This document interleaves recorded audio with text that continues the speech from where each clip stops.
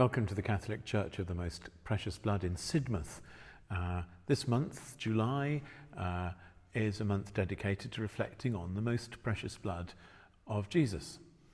And I must admit, when I first was appointed to this parish quite a few years ago, I initially kind of thought, oh gosh, how am I going to explain the most precious blood to people who aren't Christians, who don't have any understanding of our faith and the concept behind what it means to be washed clean in the blood of Christ. And it is quite a difficult concept for people to get hold of if you're not used to it.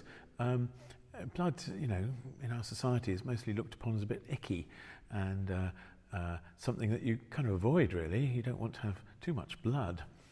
And most precious blood in itself is, again, another kind of question that people may have. What do you mean, precious blood?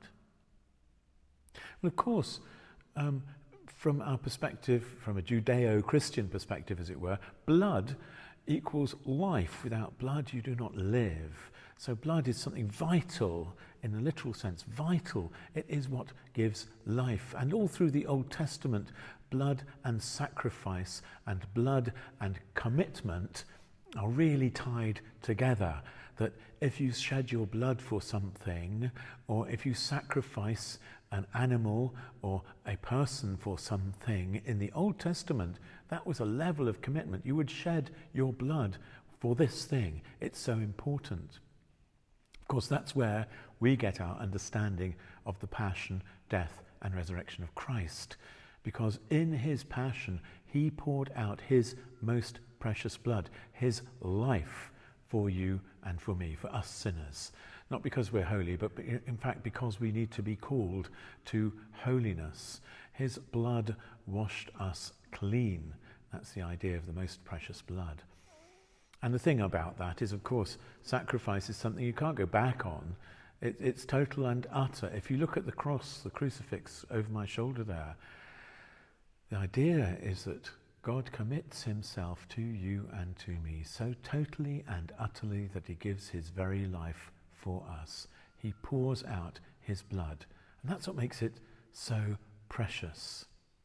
And you think from a Catholic perspective also, when we come to Mass and we gather around the altar again, which you see over my shoulder, we have the consecration of the body and the blood of Christ. And as we eat his body and drink his blood, we take on his life. We take on his life in order to leave this place, to leave this church, and to live out that self-sacrificial love for others, so they may know who God is and what God thinks of them, that he prizes them above everything. He will even give his most precious blood for all.